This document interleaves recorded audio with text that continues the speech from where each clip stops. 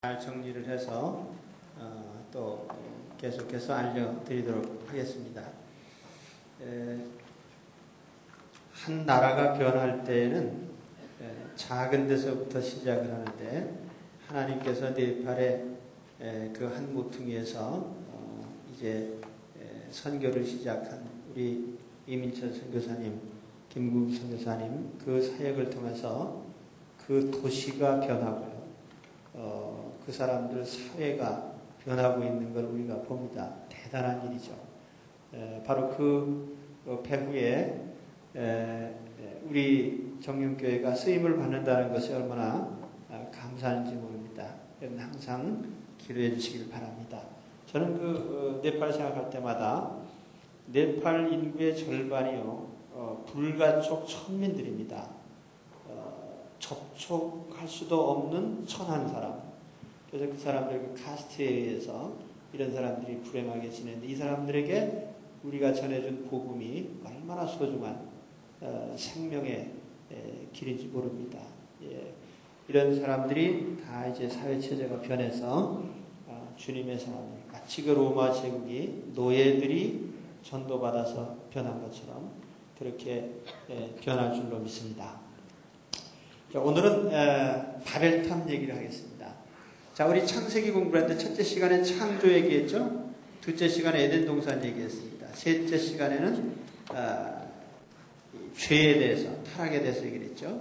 네 번째 시간에는 아벨과 가인의 예배에 대해서, 하나님께로 가는 죄인이 하나님께로 나가는 예배에 대해서 말씀드렸고, 지난 시간에는 노아의 심판, 거기에서는 심판에 대한 주제를 말씀드렸습니다. 하나님께서 심판하신 분이다. 그 심판 중에 또 구원하시는 하나님이시다. 오늘은 11장의 바벨탑에 대한 주제를 말씀드리겠습니다. 바벨탑.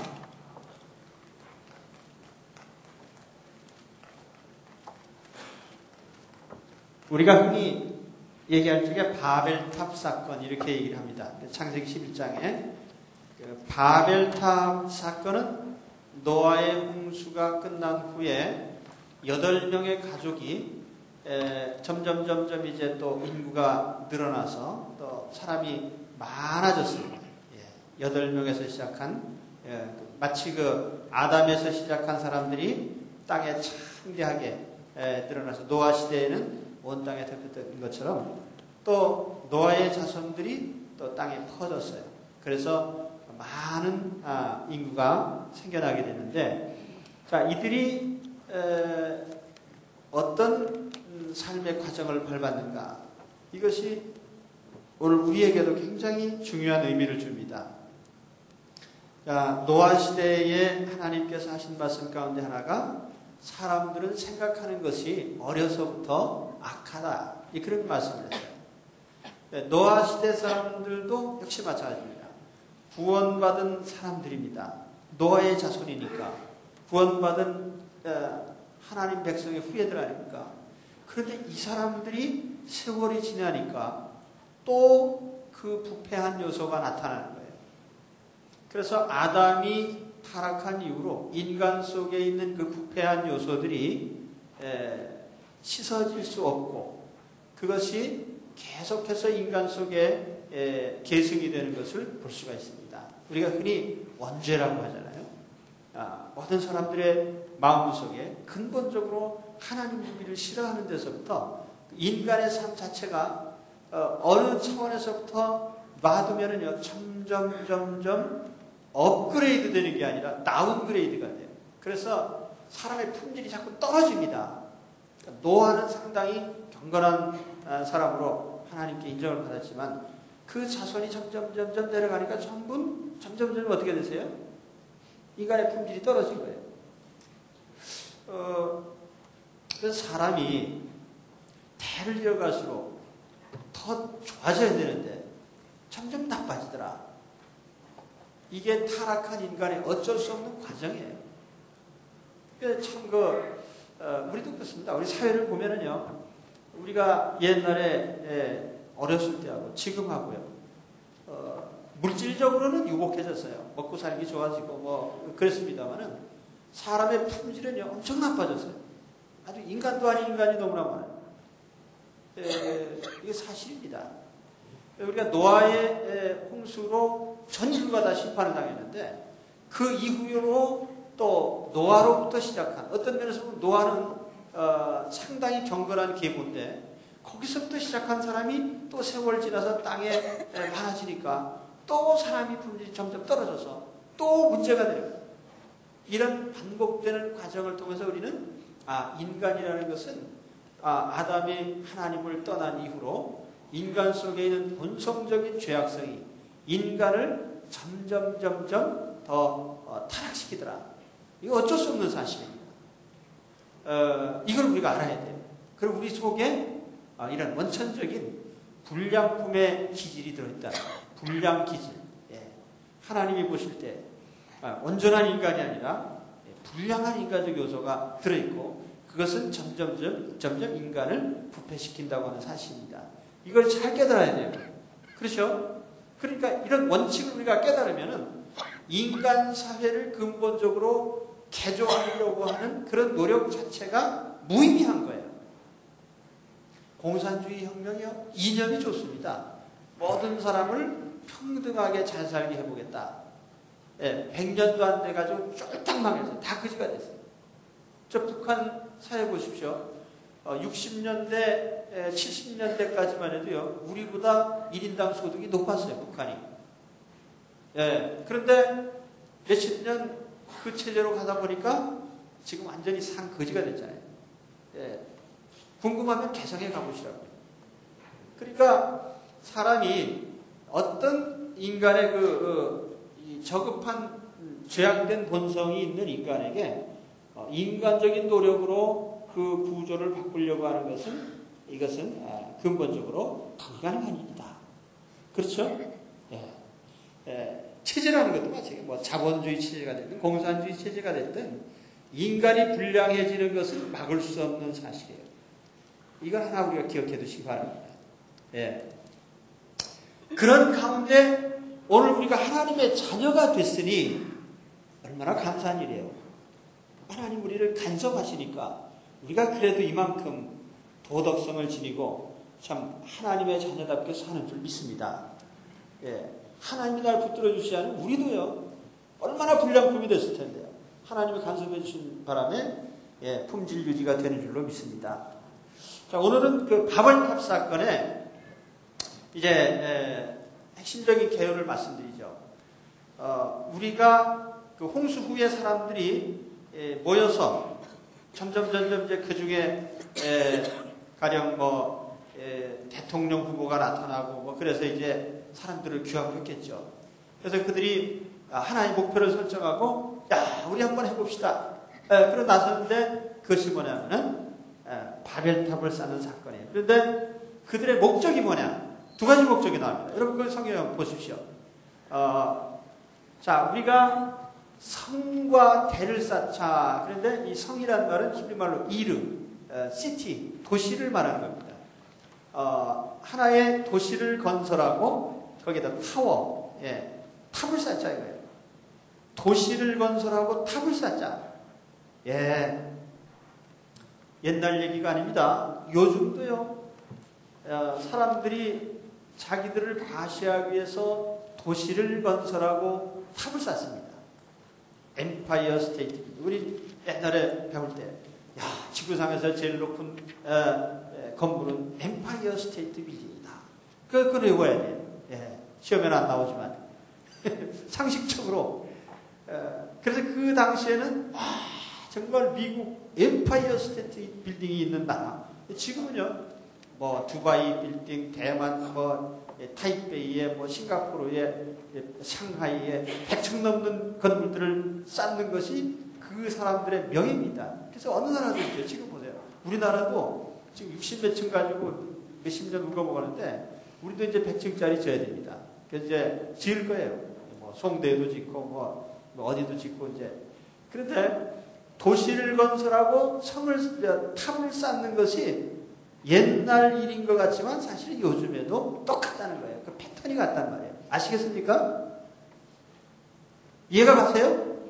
그래서 가끔 동의하시면은 아멘도 하시고 그게 뭐 별로 아멘 할 일은 아니죠.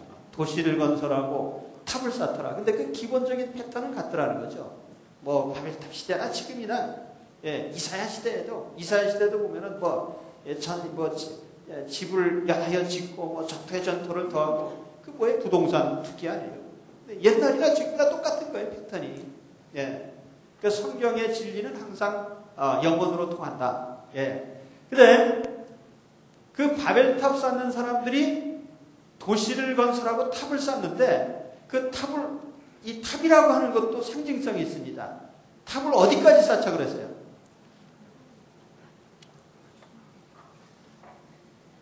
하늘에 닿게 하자 그랬잖아요. 하늘은요, 하나님 보좌를 상징하는데, 하나님의 지위까지 우리가 한번 높아져 보자. 하나님이 무슨 별스러운 존재시냐. 우리도 하나님께 이를 수 있다. 그래서 영어 성경에 보면은, 리치, 도달하다 말이에요. 하늘에 도달해보자. 이런, 엄청난 플랜을 세운 겁니다. 대단한 계획이죠. 우리 하늘에까지 한번 도달해보자. 하나님의 위치에까지 우리도 한번 올라가보자 이거예요. 엄청난 계획입니다. 그래서 그들의 목적은 두 가지입니다. 하늘에까지 도달해서요. 첫 번째가 뭐냐면은 뭡니까? 성경을 보시면서 대답도 하시면 돼요. 거기 뭐라고 되어 있어요? 우리 이름을 내자. 우리 이름을 내자. 그렇게 되어 있습니다. 우리 이름을 한번 내보자. 우리의 이름. 어떤 영어 성경에 보니까요. Let us make for ourselves a name. Make for ourselves. 우리 스스로가 우리의 명예를 만들어내자는 것입니다. 그런데 여러분, 이건 대단히 중요한 것입니다. 우리의 이름을 내자 이거예요. 자, 이것은요, 우리 모든 사람들의, 현대를 살아가는 모든 사람들의 인생의 목표입니다. 내 이름을 한번 내보자 이거예요. 그렇잖아요? 모든 사람이 다 자기 이름을 남기는. 그래서 모든 사람이 자기의 명예를 드러내는 이것이 삶의 한 중요한 목표입니다. 그렇잖아요? 그러니까 이 인간의 본성적인 이런 태도는 아담에서부터 시작해서요, 노아로 내려오면서 자손에 내려와도 기본적으로 같다는 거예요. 그러니까 여러분, 진화론이라는 거 믿을 거 못 됩니다. 진화론자들은요, 사람의 사상이 자꾸 발전한다고 그래요. 뭐가 발전해요? 옛날에 지금 똑같은데요. 기본적인 패턴이 같은 거예요. 아시겠습니까? 그렇죠. 그럼 오늘 나는 어때요? 나는 내 이름 좀 내봤으면. 이런 생각을 하지 마시기 바랍니다. 근본적으로 저것은요, 그릇된 인생의 목표입니다. 그러니까 바벨탑 쌓던 사람들이요, 우리의 이름을 내보자 이거예요. 근데 우리의 이름이 아니라 하나님의 자녀의 기본적인 삶의 목표는요, 하나님의 명예를 내는 데 있습니다. 하나님의 이름. 우리가 하나님의 영광을 위하여 그거 아닙니까? 우리의 목표가? 그렇죠? 내가 사업에 성공을 하든, 무슨 학문적인 성취를 하든, 어떤 정치적인 성공을 하든, 모든 우리의 성공의 목표는요, 하나님의 이름을 내는 데 있습니다. 축구선수 한 골 빡 차서 골 들어가면 엎드려가지고, 주여! 하고 그러면, 우리가 볼 때, 안 믿는 사람들이 가정 제발 하지 말았으면 좋겠다는 거예요. 왜 티를 내느냐 이거죠. 티를 내는 게 아니라, 그것이 삶의 기본 목표이기 때문에, 그래서 한 골 들어간 것에 대해서 하나님께 영광을 돌리는데 뭐 잘못입니까? 자기도 자기 나름대로 하면 될 거 아니에요. 그래서 우리가 하나님께 영광 돌리는 것은 우리 그리스도인들의 삶의 목표이고, 자기 이름을 내는 것은 세상 사람의 목표다. 그러니까 바벨탑 쌓는 사람들도 이 목표 때문에 바벨탑 쌓은 거예요. 도시를 건설하고. 요즘 세상 보면은요, 토목공사 잘하고 번쩍번쩍 집 짓고, 건설 잘합니다. 두바이는 본받잖아요. 두바이 그 사막 가운데 그냥 이 모래를, 모래 땅인데요. 그 바다를 메꿔가지고 거기다가 무지무지한 도시를 만들어놨어요. 제 생각에 아마, 그게 참 오래 갈까 하는 생각을 해봅니다. 하나님께서 한 번만 흔들면 끝나는 거예요, 그거는. 그러죠? 우리 이름을 내자는 거예요. 잘 기억해 두세요. 그래서, 우리도 삶의 목표를 이렇게 잘못 설정하면 끝장나는 겁니다. 내가 무슨 예술인이 되든, 무슨 정치인이 되든, 어떤 분야도 마찬가지예요. 내 이름 내려고 하지 마시고요. 하나님의 명예를 드러내는 것을 근본 목적으로 삼으시기 바랍니다. 또 한 가지 목표가 뭡니까? 흩어짐을 면하자는 거예요.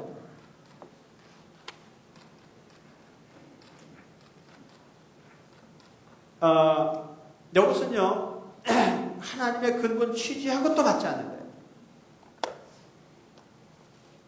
거예요. 제가 이 히브리 성경에 보니까, 푸네콜 하레츠. 이 푸네라는 것은 이 얼굴이라는 뜻입니다. 표면. 콜, 모든 하레츠. 땅의 모든 표면. 그래서 우리 성경에 온 지면이라고 이렇게 되어 있죠. 온 지면에 퍼져 사는 것이 하나님의 뜻입니다. 그래서 창세기 1장 28절에 보면은 인간을 만드시고 최초로 내리신 명령 가운데 보면 무슨 말이 나오냐면은 땅에 충만하라. 생육하고 번성해서 땅에 충만하라. 그렇게 되어 있어요. 그 창조 때 하나님의 목적입니다. 뿐만 아니라 창세기 9장에 홍수가 끝난 다음에 노아에게 축복하시면서 하나님이 똑같은 말씀을 했어요. 생육하고 번성해서 땅에 충만해라. 이게 하나님의 목적입니다. 그런데 바벨탑 쌓던 사람들이 우리 흩어짐을 면하자 이거예요. 우리 단합해서 잘 살자. 이런 좋은 취지가 아니에요, 이것은. 왜 모이자고 했느냐면요. 모여서 투쟁하자 이거예요. 누구에게요? 하나님께. 그래서 이것은 하나님 앞에 불법 노조입니다, 이게. 그 취지를 이해가 가십니까? 또 이것은요, 하나님을 못 믿는 처사예요. 우리가 하나님을 신뢰하면 어느 곳에 가든지 나 어느 곳에 있든지 늘 마음이 편하다. 내 마음이 편하고 어느 곳에 있든지 그건 하나님께서 내 삶을 지켜주실 것이기 때문에 우리는 안심하고 어디든지 살 수가 있는데 하나님을 못 믿으니까 우리 헤어지면 큰일 난다. 그래서 자기들끼리 모여서요. 우리 흩어지지 말자. 그래서 이 도시를 형성하고 탑을 쌓고 하는 근본 취지가 그겁니다. 우리 흩어지지 말자. 사람이 모이는 것이요. 취지가 중요합니다. 우리가 왜 모이느냐? 우리 하나님의 사랑을 나누고 서로 사랑하고 아끼고 하나님의 뜻을 실현하기 위해서 힘을 합하고 그래서 모이는 거 하나님이 뭐라고 간섭 안 하시죠. 그런데 하나님에 대항하기 위해서 인간의 힘을 축적하자 이겁니다. 어떻게 보면요. 이런 삶의 패턴이요. 요즘도 똑같아요. 여러분 자유무역지대 무슨 뭡니까? 북미 자유무역지대 무슨 아세안 유럽 공동체 EU 이런 구조들이 다 뭡니까? 그것이 우리끼리 어떻게 힘을 합쳐보자 이겁니다. 블록화하고 그래서 장벽을 설치하고 우리가 외부와 한번 힘을 겨뤄보자 이겁니다. 근데 그것이 근본적으로는 하나님을 향한 도전이죠. 하나님께서는요 서로 그런 자기 힘을 과시하고 투쟁하는 것이 하나님의 목표가 아니고 모든 사람이 서로 장벽 없이 형제 자매로 친하게 지내는 것이에요. 싸우지 않고 조화를 이루고 그것이 하나님의 취지이지 자기네 힘만 믿고 의지하고 그 자기네 힘으로 대항하자는 것은 하나님의 취지가 아니라는 거죠. 그렇죠? 그래서 우리도 잘 우리가 생각해야 됩니다. 인생을 경영하면서 자, 우리가 어떤 조직에도 가담하고 또 어디 공동체에도 가담하고 그렇지만은 근본적으로는요, 이것이 하나님의 뜻을 저버리는 그런 데 가담하면요, 득이 하나도 없다는 거예요. 그래서 두 가지 목표입니다. 바벨탑. 우리 이름을 내자, 흩어지지 마자. 그래서 하나님이 어떻게 보셨습니까? 하나님이 신통하구만, 큰일 하는구만 그러셨어요? 이거 봐라. 지금 뭔 일 하는 거야? 하나님께서 딱 보시면서 뭐라고 하셨습니까? 보니까 얘 종족이 하나고 혈통이 하나고 또 언어가 하나이니까 이런 작당을 하는구나. 이거 안 되겠다. 그래서 하나님께서 그 다음에 뭘 했어요? 언어를 혼잡케 하셨다. 혼잡. 그래서 그 이름을 바벨이라고 하나님께서 이름을 붙여주셨습니다. 바벨. 바벨이라는 뜻이 뭐예요? 우리 성경의 나나주에 보면 뭐라고 설명이 되어 있습니까? 성경에 뭐라고 쓰여 있어요? 바벨은 무슨 뜻이에요? 네? 성경에 그 각주가 안 달려 있습니까? 그 각주 없는 성경은 다 바꾸시기 바랍니다. 바벨이라는 뜻이 뭐라고 했어요? 성경에. 혼잡, 혼돈, 혼잡, 혼잡케 하다. 뭐 그런 뜻입니다. 그래서 이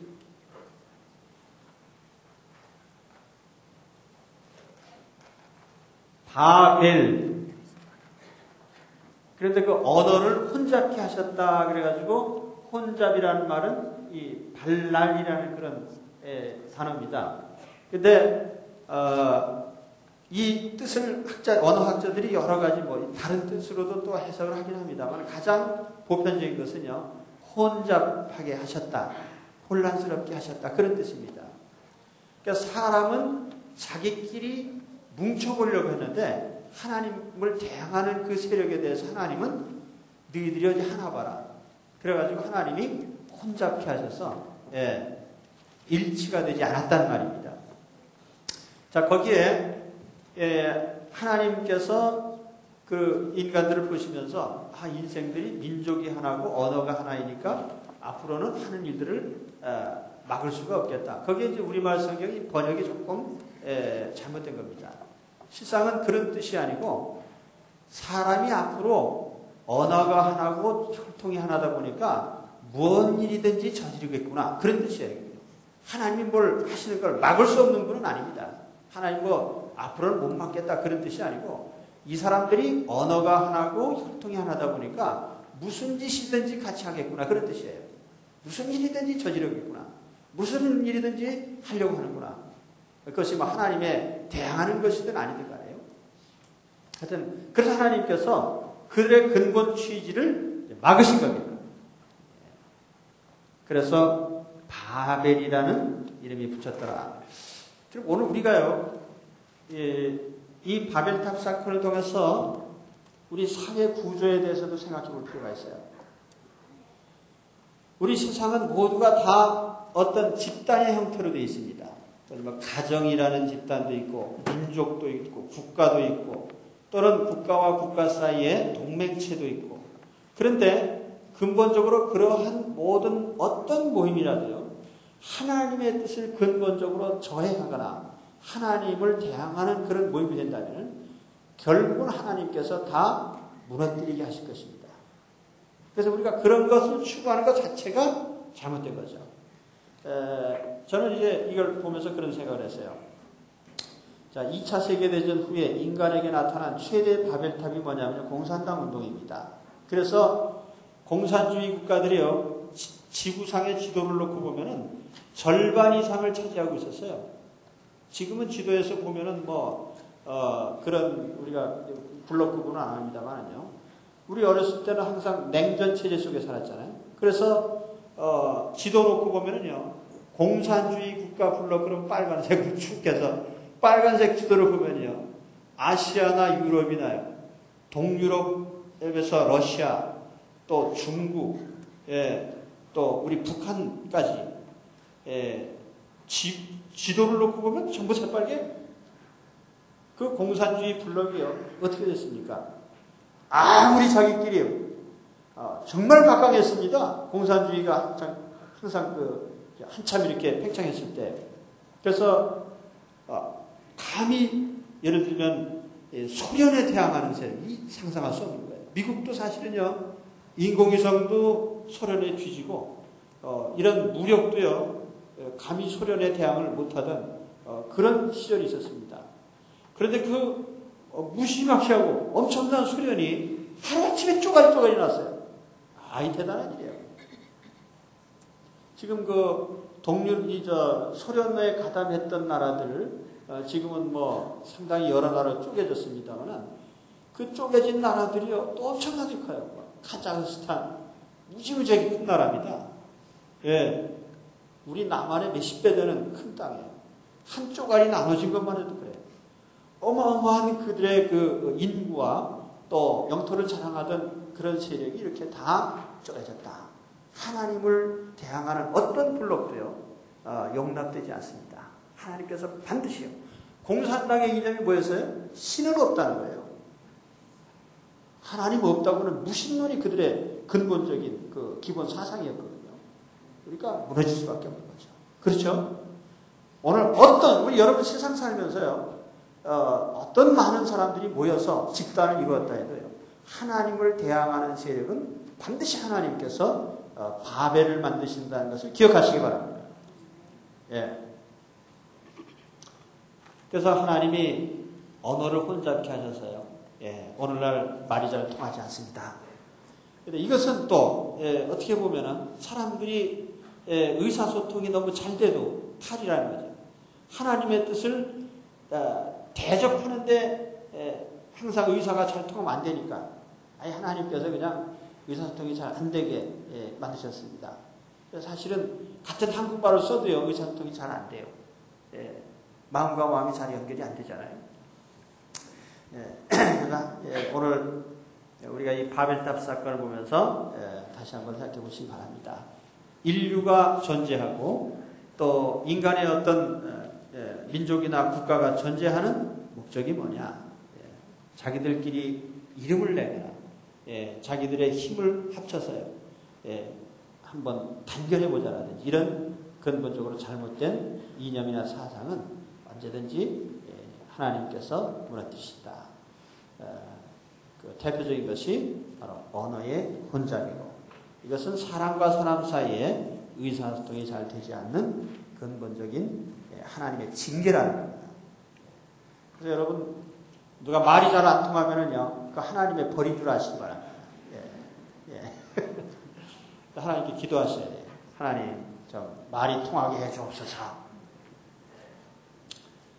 자, 오늘은 시간이 많이 경과됐어요. 바벨탑 얘기를 여기까지만 하겠습니다. 바벨탑 사건은 굉장히 중요한, 우리의 단순히, 이거 하나님께서 말 안 통하게 만드셨네. 그게 아니라, 하나님 국가와 민족, 사회라고 하는 어떤, 그 집단에 대한, 그들의 이념이 무엇이고, 거기서 하나님은 어떻게 간섭하시는지를 명백하게 보여주신 것입니다.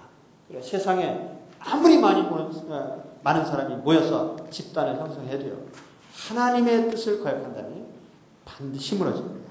이것을 꼭 기억해 두시기를 바랍니다. 기도하겠습니다.